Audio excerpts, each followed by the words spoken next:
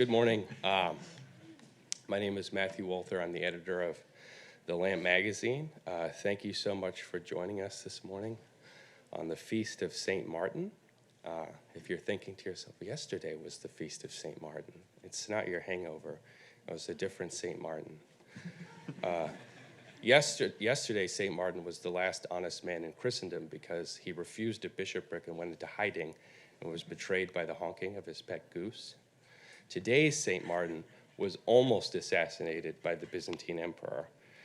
That kind of anti-papal attitude has been with us for a long time. I'm told that the emperor in question was a blogger for 1 Peter 5. But anyway, like I said, thank you guys. Today's panel discussion is going to take sort of an interesting shape. In a way, you might think of it almost as an ersatz editorial meeting, because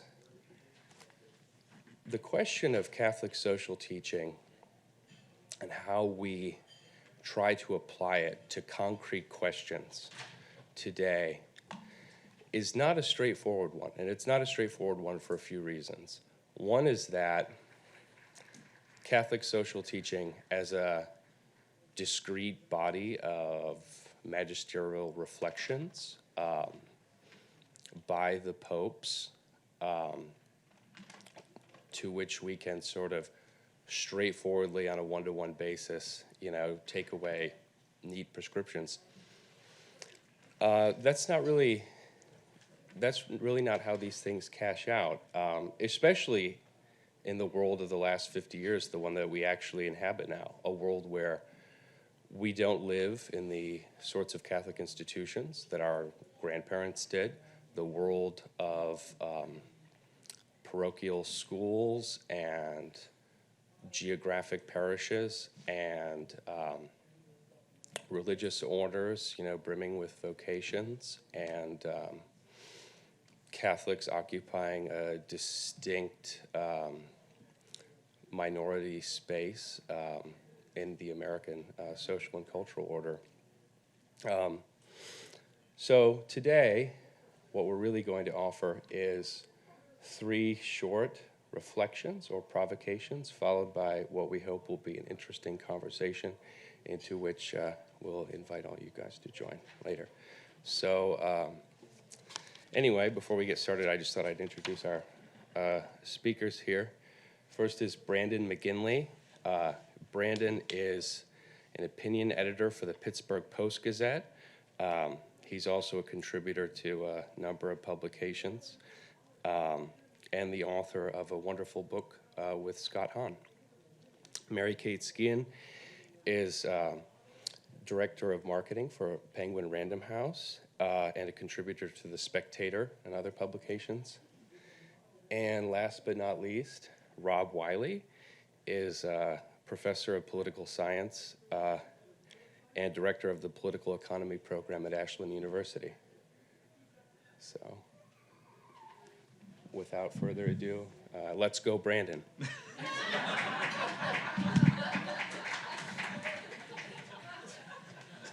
It was going to happen eventually. I've just had this very weird feeling over the past few weeks that just everybody's talking about me. I can't shake it. Thank you, Matthew, for the introduction. It's great to be here. So I just kind of have some informal remarks, I suppose, that are regarding the idea of the legibility of Catholic social teaching and of Catholicism generally to our secular world, to our liberal world, and to a world that is changing and arguably kind of transcending those categories. I think that one of the problems that the church faces today and that Catholics face today is that over the past couple generations, we've tried so hard to make ourselves, to make the church, to make church teaching legible to liberalism, understandable, comprehensible to a secular world, that too often we find ourselves, in fact, adopting lock, stock, and barrel the language of liberalism and secularism. And so it's one thing to make yourselves understandable, but it's another thing to completely adopt the language and the concepts and the understandings of the world you're trying to communicate with, to the point where we become kind of dissipated, become indistinguishable from the world around you. And I think, honestly, this is still an issue with the way the church speaks officially. I think there's still a sense that the church can speak to the world in a way that can only speak to the world in terms that not just that the world can understand, but that are distinctive to a secular world. And I think this is a problem both the right and the left, by the way. This is not just a critique of a kind of liberal Catholicism of the left. It's a critique of an entire way of thinking about what it means to be Catholic, especially in the United States. That both in language and in lifestyle and in politics has become, like I said, dissipated. I like to use that word a lot. You hear it in the parable of the prodigal son, lived a life of dissipation. The thing that is dissipated becomes one with the world around it. It's like a sandcastle washed away by the tide. On the other hand, in my experience, and this is partly anecdotal, but I think you could probably find some decent data to back it up, my generation, millennial Catholics, tend to be Catholics by choice. Even if they never left the church, there's a sense in which the faith was not passed down like DNA. It was not passed down genetically, but at a certain point, often in high school or college, there's a moment of choice between whether or not I'm going to actually be a Catholic or I'm not. And frankly, among my group of friends back home in Pittsburgh, I would say a significant majority, if not maybe a super majority, are either converts or reverts. Really actively were either not Catholic, were raised Catholic and fell away, sometimes spectacularly, and then came back. And what you see in that is that as we have kind of abandoned our own language, and language I mean broadly in terms of lifestyle, in terms of politics, in terms of liturgy, the rediscovery of that by this new generation of kind of Catholics by choice, which is not, by the way, and I can't go into this right now, it's not, by the way, the ideal situation for the church by any stretch of the imagination, but that's the situation we have now. The rediscovery of this language has been thrilling. And it's interesting that despite significant attempts, ongoing attempts, to introduce a stigma within the church to rediscovering the old may not be the right word, the kind of the distinctive language of Catholicism, there really is not much on the ground. And so whenever someone will come up to someone of my generation and say, oh, well, that's pre-Vatican II, we're like, who cares? It doesn't matter. It doesn't have a kind of cachet that it might for older generations. And with this rediscovery of a Catholic language has come a kind of new I would say, in quotes, of reality itself, that has allowed, I think, especially a younger generation of Catholics, to see the kind of the degradation, the rot of the order around us, despite the things that may seem stable, that may seem prosperous.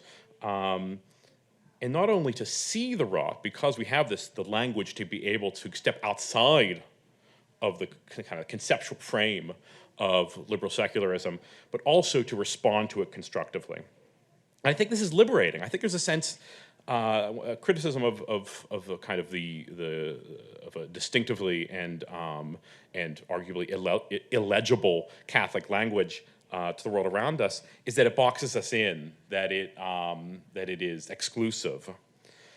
But in my experience, learning the old language, learning the traditional language, I suppose, has been profoundly liberating.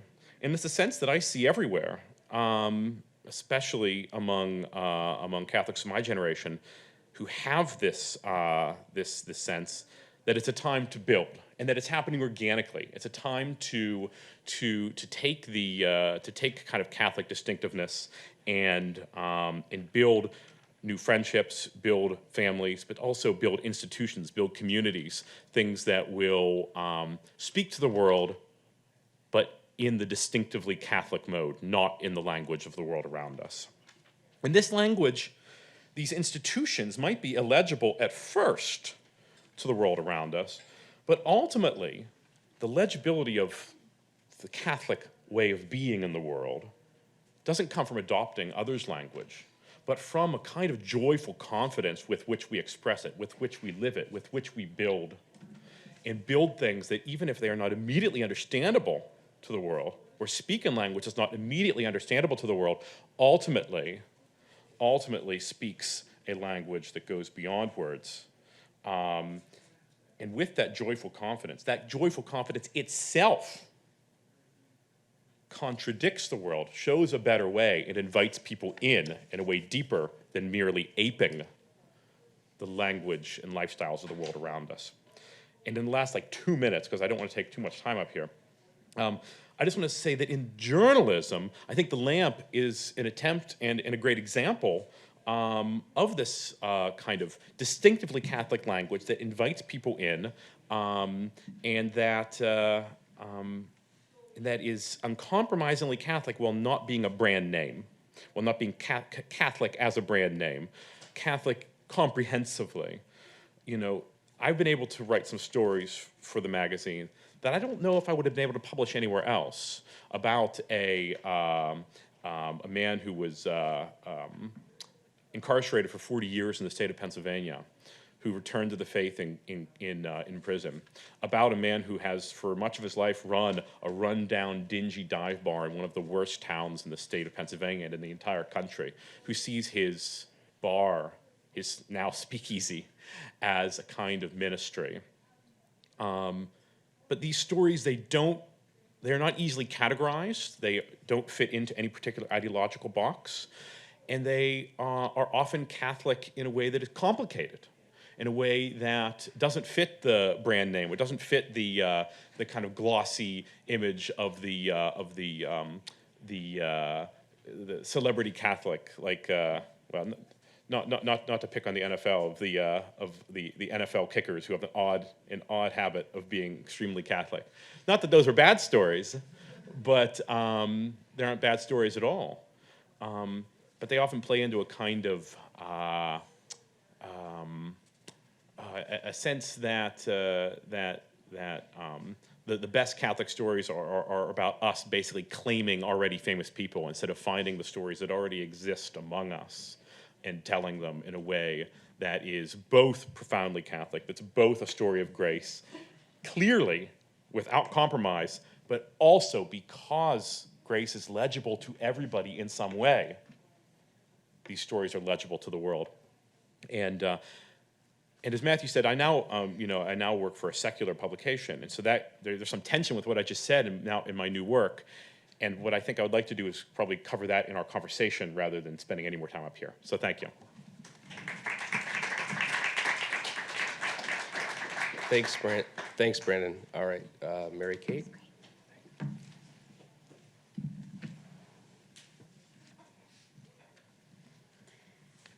Hi, thank you so much for having me. So unlike my esteemed co-panelists and many other writers for The Lamp, and probably most attendees at this conference, I don't have any training in philosophy or theology or know much about church politics or debates or blogs, but I like to think I have something to contribute on the topic of this panel, specifically how Catholic journalism can bring joyful light to the world. So I consider myself actually a humor writer, which is a dangerous thing to say in remarks like these, because I don't want to disappoint. I did not write any jokes today, or at least not as many as Matthew did. But the topics I write about tend to involve family and small town life, and actually how devastatingly funny these can be, as I'm sure many of you know from firsthand experience. One of my first pieces was about how, like my dad, has just the worst taste in food. He's one of these Necco wafers guys, you know? He unironically likes Spam and pickled eggs. But the first piece I wrote for Matthew was about this kind of deranged Facebook group in my town, where 24,000 of my closest neighbors gossip and argue and post so much about the importance of spaying your cats and offer really bewildering unsolicited advice and actually end up helping each other out an awful lot. Most recently, I wrote for Matthew a piece about a controversy roiling my hometown involving a rock band, popular in the mid-90s, that swindled our local government out of millions of dollars of public development funds and spent it on tiny monster trucks and race car sponsorships. This is a true story. So all of this is, at least to me, it's very, very funny. But what is Catholic about it, right? Like, how does it fit into any kind of project of Catholic journalism? And I don't have anything really theological to say about like the weird dramas that plague my small town, but I think that it's very important for a robust Catholic culture to include joy and humor and laughter. You know, that these have a role to play in the life of the church as much as in the daily life of any individual Catholic. And particularly considering the theme of this conference involves confronting a secular culture that's increasingly joyless. You know, as Matthew mentioned, my day job is working at a secular mainstream publisher. And I really would argue that this sort of literary culture and writing culture is sort of becoming increasingly claustrophobic and fearful and desperate and anxious. You know, and I think we really have a response to that, an authentically Catholic response and an alternative culture needs to be big enough to include silliness and fun. So G.K. Chesterton once said, "It's so easy to be solemn. It's so hard to be frivolous." And Chesterton has many wonderful and very funny quotes about the spiritual significance of the joke, actually, and I'll leave you with this further suggestion, which I find really, really moving. It might reasonably be maintained, this is Chesterton, it might reasonably be maintained that the true object of all human life is play. Earth is a task garden. This is too true. Heaven is a playground. Thank you.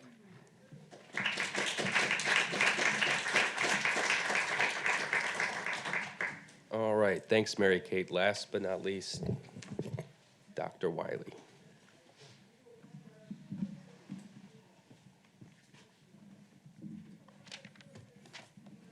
Well, thanks for having me on this panel, and thanks for coming. So last weekend, I saw my grandmother because I had the opportunity to be back in my hometown, which is Stamford, Connecticut. And she's 95. And she has reached that age at which people like to tell stories, and sometimes retell stories. And the stories lately seem to reach further and further into the past. And this time she told me one I hadn't heard, but it's been some time since I've lived at home, so maybe others had heard it several, if not many times. And she said, "You know, thank God for Father Flanagan. When one day he asked Pat Parlett and I what we wanted to do, and we said, we want to be nurses. And he said, I'm going up to New Haven to visit my mother. Why don't you come along and visit St. Raphael's?" This is a nursing school that used to exist in New Haven, Connecticut. Better make a long story short. She didn't, but I will. My grandmother, through the ministrations of Father Flanagan, enters the Cadet Nurse Corps. By the cunning of history, her Protestant boyfriend comes back from the Pacific to finish high school in Cheshire, just northern edge of New Haven County there. They marry, then she's widowed with 6 young children just before the Kennedy assassination. But what struck me about this was my grandmother's gratitude. And the gratitude that she expressed to the church in the person of one Father Flanagan, though when my mother narrowed her eyes, I realized that she was mixing up Monsignor Gleason with the founder of Boys Town.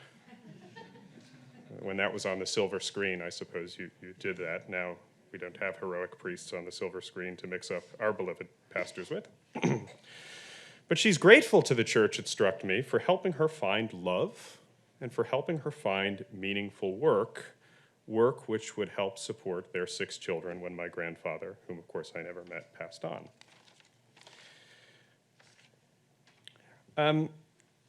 And I want to think about these two things today, and I want to think about the teachings of the church about finding love and about meaningful work that can fund young people, such as I recently was one. When young people don't have the resources for moral decision-making from their own experiences, and when their free choices are often bad choices, perhaps through no fault of their own, but by dint of their immaturity, or our immaturity. My wife's in the back, so she's saying, your immaturity, Rob.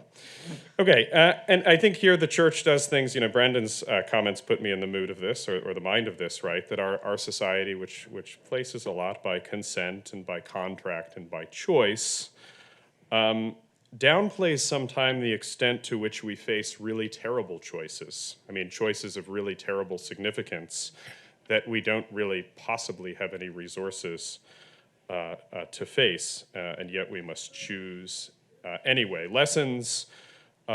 Choices that are important but can't be made confidently with our own wherewithal. I'm going to prescind from the act of faith, but I agree with Brandon that most of my friends, I think, are Catholics by choice. I agree with him that's not ideal. I never made such a salutary choice. I had good pastors and strict Latin teachers. I had a TV repairman I volunteered once who dressed me down about being too clever about these things. And so I never did the salutary things these gentlemen did, or lady. So I want to prescind from that and just think about careers and falling in love. So why do we have trouble choosing a career would be the first thing. Because we don't know the effect our careers will have on us. When we decide to become hangmen, we don't know how callous it will make us. When we would decide to become attorneys, we don't know how obstreperous it would make us, although many people joke about that. When we decide to become university professors, God help us, the only thing worse would be to be a journalist. So how do we know what effect our careers are going to have upon our character? That's why I don't think we can make sort of informed decisions about them all the time. And then, of course, an even much higher contract, marriage. How do we know what we're getting into there? So I'd like to think about how the church can help with these things. Of course, I realize the church is neither a headhunter nor a dating service. But at least for most of us, it pushes us toward finding love and finding meaningful work. Let's say something about work first. So the church reminds us that work ought to be our ongoing participation in creation, even though it always involves toil. And I think here it threads a needle. There's a Scylla, there's a Charybdis between romanticizing or sentimentalizing work,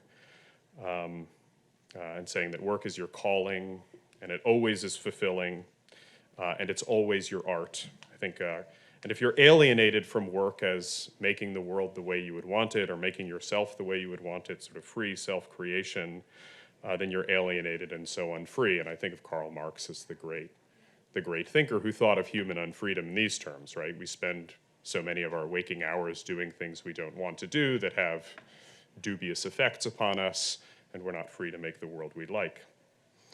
On the other hand, I think, the Charybdis maybe, is that we expect work to simply be toil, and we'll just sacrifice for our family, doing whatever it takes to pay the bills. And while I think that sacrifice is good in the main, or certainly can be, one is certainly, not all sacrifices are for the good. And sometimes saying that work is a sacrifice and you have to do what you have to do to pay the bills may keep you from doing what you are really in the world to do. And certainly I teach a lot of young people who spend all of their time and energy, and especially money, training for careers and not necessarily thinking about this question. But of course, when they go to Mass, and many sermons, the church quietly makes you think about this, right? What is your job? How are you going to do God's work in the world? And if that doesn't get through to you, when you watch Notre Dame play football tomorrow evening, they will say, "What would you fight for?" The Fighting Irish. So you'll have that. But I have to root for the University of Virginia tomorrow, so it's not a good time to bring up Notre Dame football one weekend a year. I shouldn't. Okay, so let's talk about the church as a place to fall in love, too. I want to say two things about falling in love. One is that it involves the unknown and something totally new. You don't know what you're getting in for when you fall in love. That's certainly true. And two, that it's a vindication of jealousy. And the church teaches that jealousy is a great virtue. And I'd like to say something about that, and I hope you find it perplexing because it's a clever little trick to make you more interesting as I go on and on.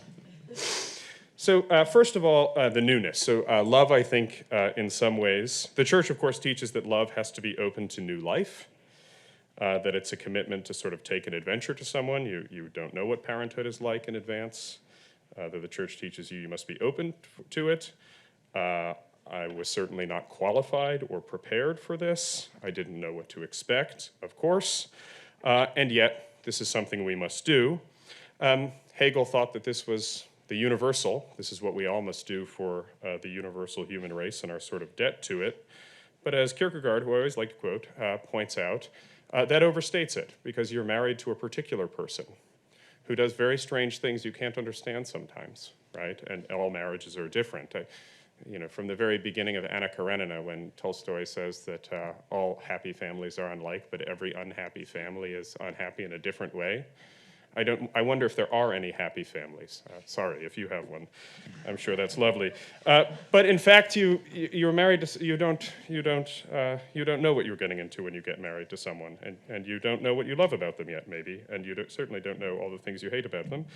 But that's part about marriage, right? So how can you consent to this?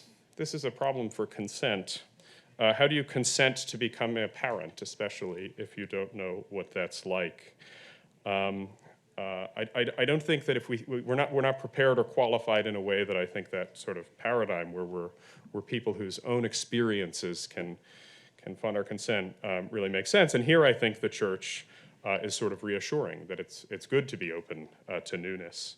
And to adventure, and to this adventure in particular. And it's very attractive, and it's not about saying that other ways that people might love one another in the world are bad, but it's to say that this is qualitatively different and quite good and higher.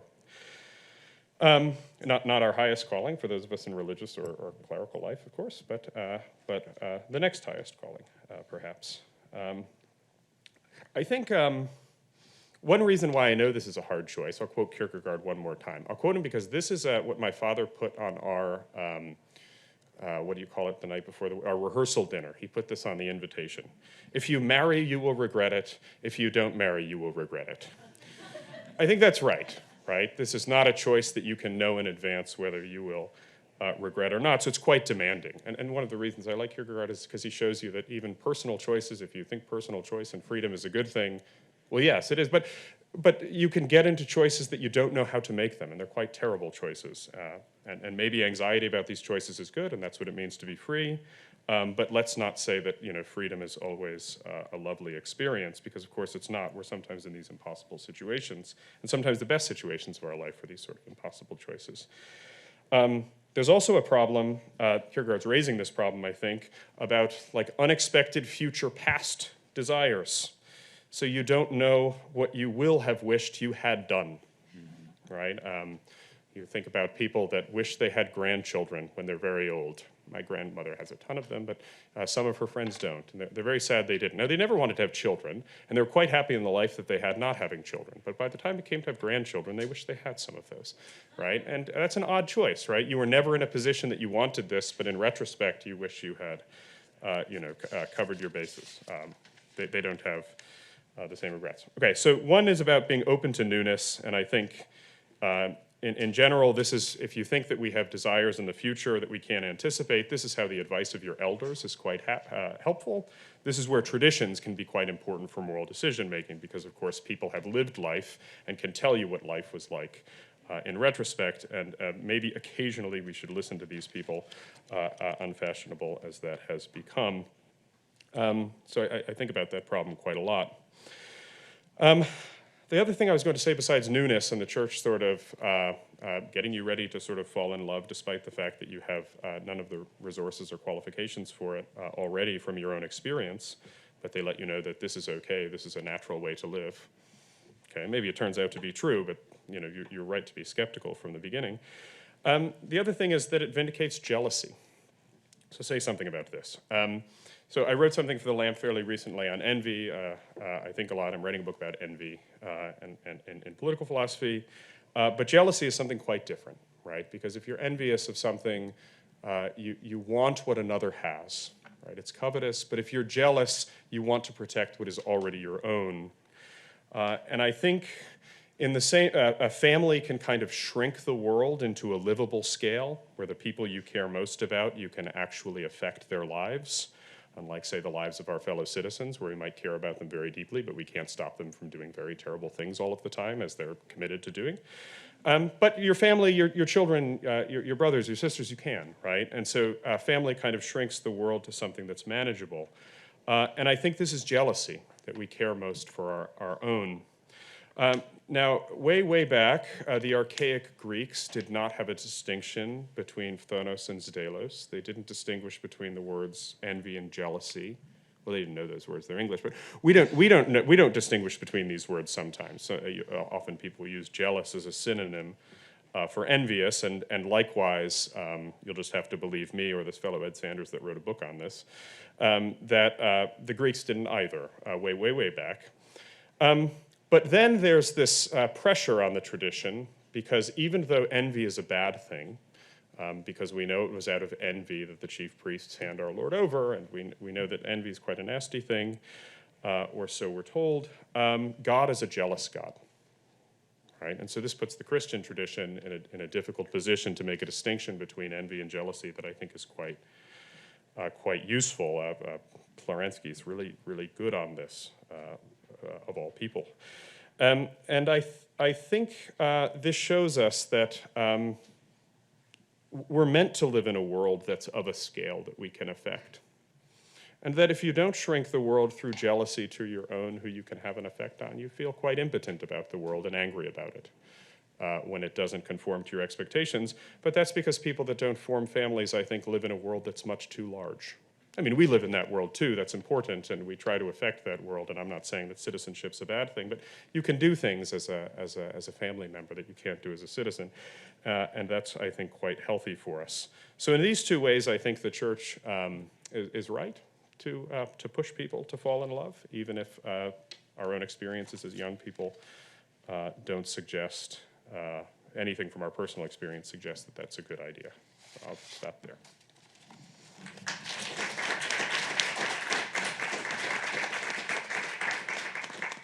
Thank you so much, Rob, especially for elevating us from ponytailed mayors and rock stars ripping off municipalities to,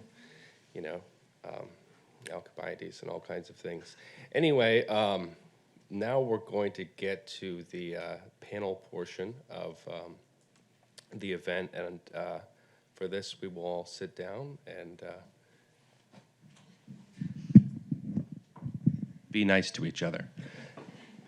The first question I wanted to pose actually was to Brandon, and it was about what I see as a kind of essential tension between what you were saying about trying to build structures that are similar, structures, institutions similar to the ones that would have been common in Catholic life 50 years ago.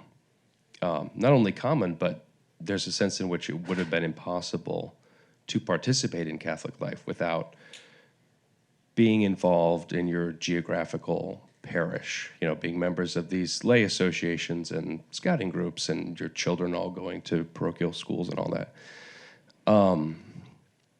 I can see the good in trying to revive or rebuild things like that. But on the other hand, when you talk about this activity being undertaken mostly by reverts or converts, people who had fallen away from the faith or had come from a different religious background, my question is, isn't it the sort of anonymized nature of modern Catholic life, where there are no built-up institutions. You can just be a backslider. You don't have to be the kid who wants to sign up to play softball every Wednesday or whatever for the rest of your life, or, join groups with people at Catholic Campus Ministry you think are dorks. You can just pop in the back. And so my question is, the more these institutions get built up, the more we transform, sort of the nature of Catholic life. Aren't we maybe doing away with the conditions that made it possible for so many of us to come back? Or am I just too cynical? No, I think it's a great question. I think that very often it's precisely the kind of the institutional nature of Catholicism that allows the space for the anonymous, and so I think I don't know how great of an example this is, because the man I'm about to mention was obviously not a faithful Catholic in many respects.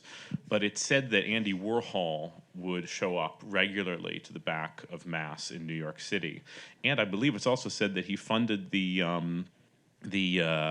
seminary studies of a family member of his, and so hardly a more institutional kind of Catholicism than Manhattan, and yet precisely because there were kind of these structures in place for the people who kind of organized their lives completely around the faith, there were also orbiters who could come into closer orbit or fade far out into orbit. But it's precisely the institution that provides the gravity for the orbiters to remain in orbit and not fly off into space.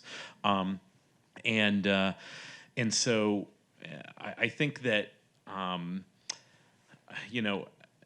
of the things that we sometimes get a little bit too excited about is how many intellectual converts we have. But the thing is that if the only source of gravity that's bringing people in, or bringing kind of reverts back, is the intellectual life, there's going to be a lot of people we're missing out on. And I think it's at least as likely, in fact, I would argue it's more likely, that you're going to get more people when you have Catholic social institutions that are bringing people in through the scouting groups that are thriving both as Catholic institutions and as legible secular institutions that are thriving in every respect, or Catholics, parish social services. There are all kinds of things, institutions and communities that we can be building that that where the center of gravity are people who are making the full commitment because they have, over the years, kind of grown up into it, or families who have been Catholic forever, been part of these institutions forever. But I think it's important then, and I think this tends to happen naturally within Catholicism, but I think that it's important, as we are doing this building, to make sure there are places for orbiters, places for people who want to be part just a little and not all in, with the intention, this is the kind of the absolutely genuine kind of gradualism, of gradually bringing them in both into stable, multi-generational institutions, but more importantly, of course, into the spiritual life. Yeah, that seems like a pretty good case for being a joiner. But Rob, I know, is even more cynical than I am. And I know we've discussed this before. I don't know if anyone's more cynical than you, Matthew. I remember when I was in the car once with you and an ambulance passed, and you said, "Don't pull over. This ambulance is probably being driven by someone that's going to Wendy's and just wants to pass us." And I'm still not sure you were kidding. He did pull me over. I'm not telling the end of this story. Ambulance deniers. Yeah, ambulance deniers. That's going to be the conspiracy theory we'll spread on this panel. It'll shoot up the charts. Yeah, so I think about this as a practical decision, right? And I think we're at a moment, so take the decision whether to donate to one's Catholic high school, if one went to Catholic high school, or to go to a gala for the local parish schools, right? In many dioceses around the United States, but not all of them, they're shrinking, these sort of institutional footprint shrinking. And on the one hand, I think we want to have a kind of loyalty to these institutions for the reason that Brandon mentioned, and simply out of gratitude. You know, some of them might not be perfect, some of them may be reformable, some of them maybe not. But part of the reason I think that we need to build up these institutions or support them in some ways because of what my earlier remarks about jealousy, right? That I think to support your own parish or to realize that your own parish has a beautiful history, it's a beautiful church and so on. I'm not sure if people are sort of proud of their parishes, but you could be, right? And it would sort of shrink the world to here's something I can make a difference in my parish or a parish school, or, you know, I'm an alumnus of this institute. And I think that gives us a kind of advantage. On the other hand, there are only so many places that you can do that. I think especially this is true of sort of the more intentional communities that, you know, new things that are popping up. You know, I don't think we have quorum for some of these to be joiners in Catholic things in Ashland, Ohio, for example, where I live, where the population of the Catholic population of our county is about 2%, but they don't live anywhere near me, I don't think. So yeah, I'm sort of skeptical. Well, I suppose it's different in different places, right? And I am skeptical that some of these institutions can be built in all places. You know, Pittsburgh may be a particularly blessed place by being a place with a low enough cost of living that you can congregate in a neighborhood, right? As opposed to saying, let's buy out this Manhattan neighborhood together, friends, right? Right, so you have that kind of mobility to do that, but also you have, you know, at the same time, it's Pittsburgh. It's a great Catholic diocese with these institutions, and so it's a place that I think is sort of, you know, rich with both opportunity and with a sort of fund of those, you know, institutions with legacies that people are proud of their own. I think I actually have something to add to this. I initially was just going to ask Rob for some dating advice because I sort of thought that was what we were leading up to. But I think to sort of relate the conversation about joiners and sort of church institutions to, you know, the church as a place where people can meet and fall in love. I have a sort of thought about you know, the sort of givenness of communities, or how much cultivating communities that are designed to create, particularly for young people, opportunities to meet and date and make friends can sometimes take away what I think is some of the Catholic distinctiveness that Brandon was talking about. So I lived in New York City for a long time. I don't know whether the culture in Chicago is similar or in South Bend, but maybe some of you are sort of familiar with this, the sort of young adult culture and community, you know, the happy hours and the functions and the galas, and, you know, the young people all getting together and hopefully they pair off and then they have kids and then they sort of join the grown-up versions of the functions and the happy hours and the galas, you know, and are these sort of joiners. But I always felt, you know, and continue to feel a little bit conflicted about that because you're sort of, you know, that means I'm leaving my neighborhood in Queens to go to sort of cool stuff in Manhattan in the name of building a community. But then is that a distinctive community? Is that an authentic community? You know, I'm not really sure about that. And I think, you know, it's so important to the church for important reasons, and it's understandable why it's important, you know, to want to give young people the opportunity to feel connected and to feel like they belong, and, you know, to potentially form families with other Catholics, you know, and build the sort of like, you know, the long-term institutions. But it also feels like we're just kind of recasting Catholic young life as sort of secular young life, you know, and becoming a little bit too legible. So I wonder if anyone has a thought on that or something else. I mean, it's one of the great kind of tensions in, Rob alluded to Pittsburgh, and I'm not going to go into a huge amount of detail. I think I talk about it too much, but I live in I live in a neighborhood in Pittsburgh that has a couple dozen Catholic families who live more or less within walking distance. Kind of began with a group of friends, and now people are hearing people say around town, "Oh, you're one of the Brookline Catholics." I didn't know that was a thing. I think I maybe accidentally made it a thing, but it's at the same time that I drive around my neighborhood, and I see the boys of our kids riding bikes, and I wave, and I slow down in front of our friend's front porch and shoot the breeze, and I think, God willing, I have every intention of dying in this neighborhood. And first of all, there's a kind of community and social stability that comes with that, that makes the life of newness and adventure, I think, a lot more possible and a lot more less fearful for people. Because adventure is going to happen whether you want it or not. It doesn't have to be globetrotting. It can be, the moral adventure of life, of new life. Of children is always an adventure. And it's so much easier when you have an anchor of both community and place. But now I'm kind of going off on a tangent. But the point I'm trying to make is that there's a tension between this idea of I'm going to die in this neighborhood and I'm choosing this neighborhood and my friends are choosing this neighborhood. We weren't born there. Only one of my friends was born in this neighborhood, and his parents still live there, and it's great. But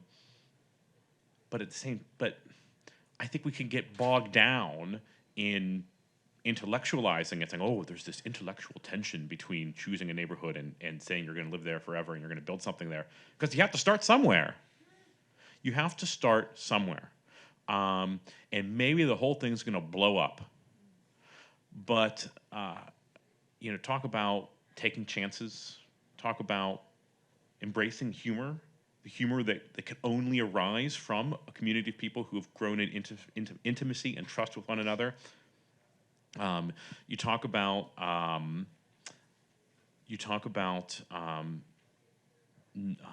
choosing things whose ultimate, influences on us and on our children. We could never know. I feel like. What I feel like has happened with us has been, and I forgive me for being treacly pious, but I do feel like we have tried as best we can to respond to the work of the Spirit among us, and that's going to look different for different people. Not everybody's going to move to my neighborhood. I hope that every neighborhood, every place where Catholics, even one or two families are together, could start to build something.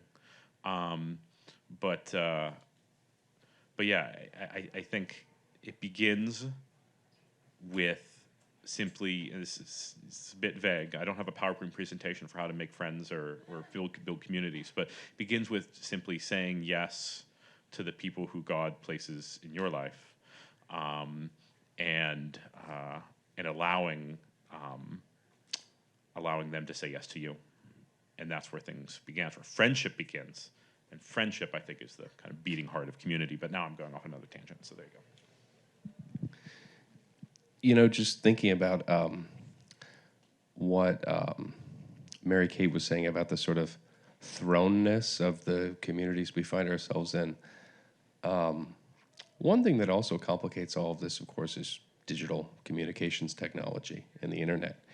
Actually, the magazine's esteemed publisher, who was not able to join us today, unfortunately, it occurs to me, is not even remotely close to being my only friend who met his wife on Twitter. And that's really strange, because when you are communicating in that medium, I mean, even if you take the step almost instantly of saying, oh, hey, we exchanged messages or something, let's meet up, we live in the same city. you're still sort of radically expanding the sort of social horizon, potentially in a sort of limitless way. Anyway, I thought about that because I feel like there's this whole sort of existing genre of complaints about, like, why are Catholic men so bad? Oh, why is it so hard to find someone to marry? Oh, you know? Yeah. No. Oh. This.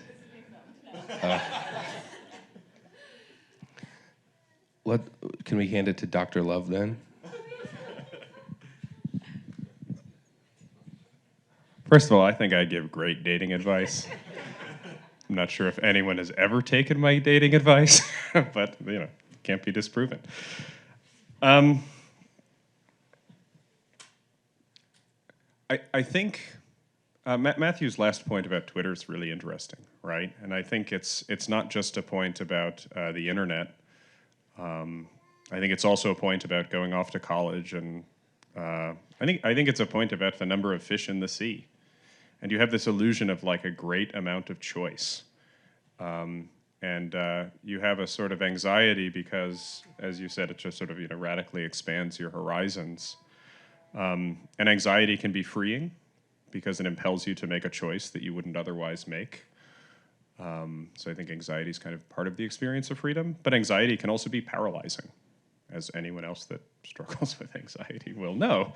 And I think in a subclinical way, right, a lot of love gets on the rocks of sort of paralyzing anxiety, right? I have to marry the right person because, look, there are a bajillion people on Tinder that I've just Twinder.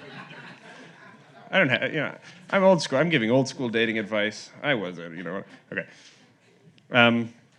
So I think that's here we can connect this back to sort of being too intentional versus being receptive to the place you're in, and trying to sort of curate a new environment. And can you do that, or does that seem fake? Maybe Brandon is only trying to drive up property values in Brookline. I mean, when he says he accidentally founded this, it's not true, right? This is intentional. His fantasy football team's name is called the Brookline Bruderhof. So if that doesn't scream, this is an intentional community I'm building, people, I mean, we're gonna blow that up right now. But there's a tension here, right? Between being too intentional, does that feel fake, versus can you be receptive to a place? And can you learn to see the good about the place that you're in, right? And the people you're with, and see what's best in them, versus there's always something, right? There's something very American about that, right? There's always something over the next hill, Pa. It's going to be great to just settle over there and pick up stakes and so on. And I don't think we want to fall into that habit either. And I think what Brandon's description of Pittsburgh often strikes me is that it is a kind of a both and, right? You can support the institutions that are there. You're more or less from Pittsburgh, aren't you? Just not this particular neighborhood, right? He's being too hard on himself, right? I live 1,000 miles from home. So, yeah, I think that kind of both, intentionality and receptivity to place is part of both. Yeah. Well, I don't know if that gives you dating advice. Yeah. Well, I think I can say without incriminating, myself or anybody else. I was very moved by Rob's comments about, the family being a sort of more human scale of encountering the world. And I think, there is something about sort of being online or maybe being one of the intellectual converts that Brandon was referring to, where it's really possible to just sort of over-theorize love and marriage or masculinity and femininity or sort of what these things mean. And I think, what can be really challenging and even a barrier, to meeting someone and falling in love in a Catholic context. In the church is this sort of, and I think at times, thankfully not in the case of the Mormons, but at times, I think that Twitter can exacerbate this problem. But rather than just sort of encountering a person as they're there and sort of just getting to know them and asking them questions and making them laugh in a sort of one-to-one, very human scale that I think the church should provide opportunities for. Is anybody else here a single woman? Just wondering. Okay, awesome. Yeah, cool. I'm just making sure I'm not talking to a room full of people who already know this. But I think that's what I've encountered, a sort of over-theorized, maybe a version of what it is to be in love or to get married in a way that's just ultimately, I think, just not that helpful. So that's my opinion. I don't know. Any other dads have anything to add here? I just, for the sake of fairness, what about single men? Nathan, raise your hand higher. Nathan's single, everyone. Anyway, having made these gestures in the direction of our very patient audience, this looks like it's time to, we can turn it over to questions. Given the nature of today's conversation, we are going to be a little bit laxer about standards of what constitutes a question, but just make sure that if you were actually punctuating it, that is what would be at the end of it, no matter how you get there. Rob, is that the mic for them? So just stand up and we'll kind of pass it around. You want me to take it off and pass it? Yeah, just come up. And you can address it to one of us or all of us or whatever. I can take it away, you know. Oh, Janie, okay. I can't detach it, so I'm just going to stand here. My name's Ben. I'm on the editorial board of Levin magazine, a new Catholic journal in Ireland. Thanks a million, Matthew, for giving us advice about setting that up. My question is, if you're trying to build Catholic institutions, whether journalistic or otherwise, and you're trying to have a distinctly Catholic voice and a somewhat joyful one, how do you prevent the existing divisions just being recapitulated inside your institutions, you know, where you have 1 Peter 5 and where Peter is and they hate each other. You know, you have a lot of these divisions from society in general just kind of coming into Catholic institutions and making everyone angry. Like one way I can think of is to write about things that aren't as flashpointy, write more about, do more humor, do more culture in the broad sense. But do you guys have any just like broad suggestions on building institutions in a way that is joyful and that isn't just creating societal divisions with a Catholic flavor? Oh, gosh. You were joyful. Excuse me? At the end, it said you had joyful. Oh, joyfully. Oh, okay. I think that it's so hard. No, I think about this all the time, and honestly, and I'm not gonna fade back into my own story, but it's one of the reasons that I felt more comfortable actually going into secular media now. Was because in a weird way I feel safer than when I was a freelance Catholic writer who felt like I had to be on Twitter all the time and thought I was doing a decent job of trying to not, you know, kind of be just recapitulating in my own words these divisions, and it wasn't working. And so if you're trying to build something, I think that the only thing I can think is well, there are a few things. There are a few things, and these are things that Matthew has done at the Lamp. Find people who are actually outside, genuinely outside of the conversation, to bring them in, who don't even know what the conversations are within Catholicism. Bring them in. They don't even have to be Catholic, but if they can speak with a voice that is, to use my word of the day, legible to Catholics, it can be kind of ecumenical in the best sense. And we can see ourselves from the outside instead of constantly navel-gazing. 2, there's a real lack of storytelling. Like I said at the beginning when I was up there, you know, the stories I was able to tell in this magazine, I at least one of them I pitched other places. There was just no interest in that kind of reported piece within the Catholic media world.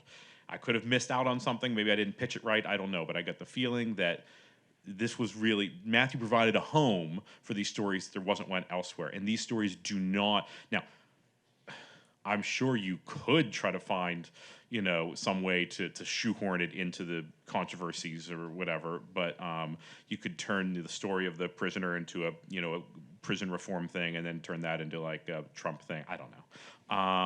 But at the end of the day, I think that bringing people who can participate in Catholic conversation, who are not right now, or not only who are not part of that conversation, but don't even know about that conversation, and focus on on reported journalism, actual journalism, real stories, instead of constantly feeding the opinion beast. I know I'm an opinion editor, but it's actually one of the things I want to bring to our local paper is storytelling in the opinion section. All right, who's next?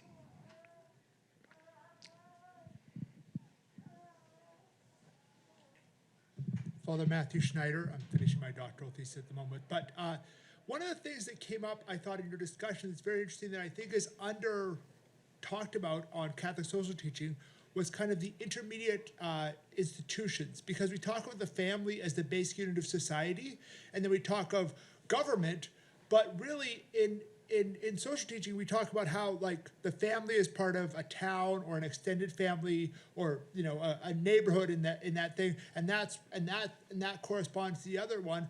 And I think that there's a lot of, when you talk about the family making it livable, it also makes it even on that level, like in your neighborhood. Or I take my own example, like my mom, she lives in the same street as 6 of her grandkids, and she's like, why would I, one of her friends was moving to like Florida or Arizona to retire, and she's like, why would I ever do that? I have like my grandkids here, most of my friends are 5-10 minute drive away, and things, and I just wonder how we can better address that aspect of Catholic social teaching. I think it's one of the ones that's overlooked in the American discussion most.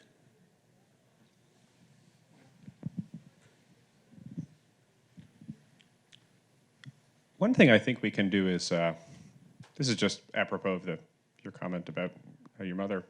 I think we can ask more from old people.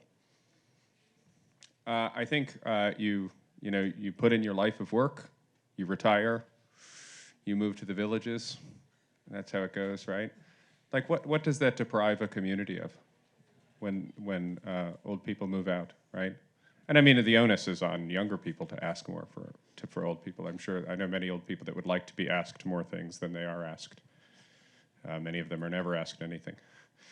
But they have the same stories, and they have things to tell us. I think you're right that this is underemphasized in Catholic social teaching, what you call intermediary institutions. It's sort of an interesting. I think I sort of get annoyed by the phrase Catholic social teaching sometimes, because this confines it to a few, leonine encyclicals, and it's sort of rerum novarum plus, and you put it in a basket and you call it Catholic social teaching, right? But the parish is a territorial unit of canon law. It's a place. It has to be a place. And you may even have an obligation to go to that place. And, some of them are awful, so we don't, but, you go to another one, and especially if you live in South Bend, where you have a ton of options, where I live, not so.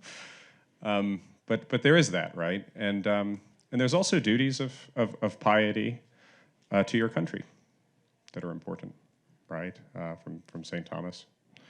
So I think there's more than that.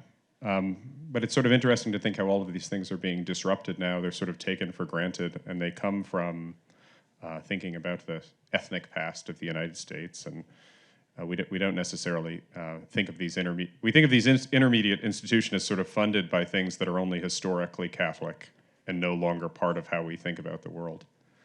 I just don't think we can afford to be without them, though, like you. Yeah, I think we talk about Catholic social teaching, I agree with Rob that, I remember I reviewed a rather obnoxious volume of Catholic social teaching some time ago. And it was the Leonine ones, and then you get into, Pacem in Terris and all that. But if I remember correctly, Humana Vitae was not in there. We think of Humana Vitae, Casti Connubii for that matter, as being a moral encyclical, about sexuality, about human life. But I think, and I think that, in a very indirect way, this gets to the question of intermediate institutions. I think Humana Vitae and Casti Connubii, which I always mention because it's not like Humana Vitae came from nowhere; it just confirmed Casti Connubii. is a social encyclical that implies or assumes a wide variety and arrangement and diversity of intermediate institutions that are supporting families who are open to life. We often see the church's teaching on this matter as being a matter of individual conscience, a matter of individual whether you follow it or not. But the openness to adventure, to newness that you talked about, Rob, that is made possible. It is made plausible, especially today, only in the context of institutions that are supporting it, that are making it possible to take the chance, that are making it possible to be open to providence, that make it sound not cruel to say those words, being open to providence, and something so extraordinary and disruptive as children and fertility. And so, yeah, I think that, I think that, you know, to the extent that our own understanding of what it means to be Catholic has been reduced to a set of rules, and then there's this thing called social teaching that is kind of a distinct matter. You have these individual rules and social, and rather than an integrated whole, I think we find ourselves shortchanging ourselves, and again, kind of adopting the understanding of the world around us. I just want to amplify something that Mary Kate said that I thought was really interesting. One of these questions I think that's a problem for Catholic social teaching is just every country is going to have so much variation. How do you have a global teaching on, you know, what a neighborhood should look like, what a village should look like, or whatever? Because this is just going to change, right? And that's fine. I mean, prudentially, you do what you can in different places. But I thought about what Brandon and Mary Kate were, what Brandon was just saying, what Mary Kate was saying about people that sit in front of a keyboard or a screen and think a lot about their identities, right? And they don't allow their identities to be changed by other people, who, of course, have a way of changing our own self-conceptions when we allow ourselves to come into contact with them, when we're sort of receptive to the way others inevitably change your identity, the way that maybe having a sick child or a disabled child will change the way that you think about yourself. I don't know that by experience, but of course I know that through the experience of my friends. I think we have this sense that, you know, on family questions, we can kind of understand. As a young person, you can kind of understand, okay, you know, I can do this. The nation needs my 2.2 children. You know, this will keep the schools filled and some sort of infantryman in the army. And this is what it's all for. But that's not true. I mean, once you have a family, it changes you in all sorts of ways. You're going to be a different person. You need to be. It is, I think, more venturesome. But you know, sometimes being receptive to others, you know, rather than sort of holding on to our identities and ourselves and what we think, you know, the person we think we are, and sort of allowing ourselves to become different people and encounter others who will change us is sort of important. And the church is always sort of nudging us to do that. So it becomes very odd when you find the church caricatured as, you know, the church is the one that's afraid of the new, right? The church is the one that's afraid of all of these different, right? I think it's the quite opposite. The church is actually always asking us to do something far more dangerous than anyone else would like to do when they really think about what the kind of decision they're making.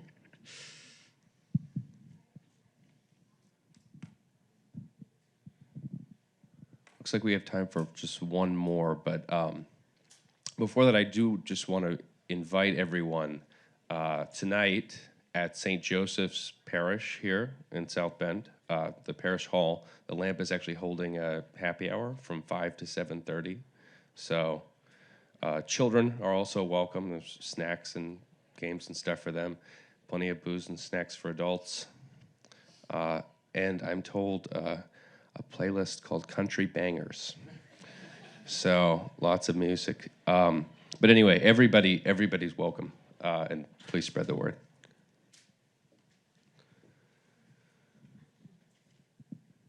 I was wondering if the journalists could say something in response to Rob's thought that our young people especially need mentorship with respect to finding a job and finding a mate. It just seems to me like the academy and journalism are two professions that take mentorship more seriously than most professions in our country. And so especially for our educational institutions, for our Catholic educational institutions, how would our schools, colleges, and universities look different if we took more seriously this task of forming young people to find a good job and to find a good mate? That's great. I think in the journalism context, what you see is, for me, I have never applied for a job with a resume. I have never tracked down my college transcript for the bachelor's degree that I think I earned, And the reason is that it's almost entirely sort of mentor-based, relationship-based. At some point you work up the courage or whatever to submit something blind, and the editor likes it or whatever, and then you guys have coffee or have a drink or something, and then he says, oh, you should meet, it's this person, and I'm finally at the point after about a decade of doing this where I realize that I am kind of in the role now with some younger writers or editors I work with that my own mentors had been, when I was 22 or 23. As far as what you could take from journalism and try, to other fields, I think it's very difficult because I think that there would be a lot of questions about fairness, scalability, just because there are no obvious metrics for gauging, what defines success in journalism? Why are you giving your attention to this person rather than that? But looking up at the clock, I think that's all we had time for, unless anybody else wants to say anything real quick. Maybe I'll just make just sort of a very, very quick comment on this, because I think it's a great question, and I have like a sort of negative and a positive thing to say. And I think the negative thing is I work in book publishing and I'm a freelance writer. I wouldn't really recommend this to anybody. I don't tell other people that they should really get involved in book publishing because it's such a great career with a bright future. I'm not totally sure about that. So I think sometimes it's good to just sort of give people the advice that they should pursue their passions sort of in their time and just kind of treat work as work, which I think is good. But the positive thing, and I guess I'll end on this note, is I actually do think that there's a really wonderful network, can't speak to the Academy, but at least in terms of publishing and writing and magazines, of Catholics and Christians who actually do really look out for each other. The fact that I'm a writer at all is just a testament to sort of people taking chances on me, because I sort of know them through mutual friends and because we share a faith and we share a community. And I think that's really terrific, and it's actually worked that way in my publishing and print as well. People sort of being brought on board because of these sorts of connections and that kind of mentorship. So I think there's a really good amount of that already happening.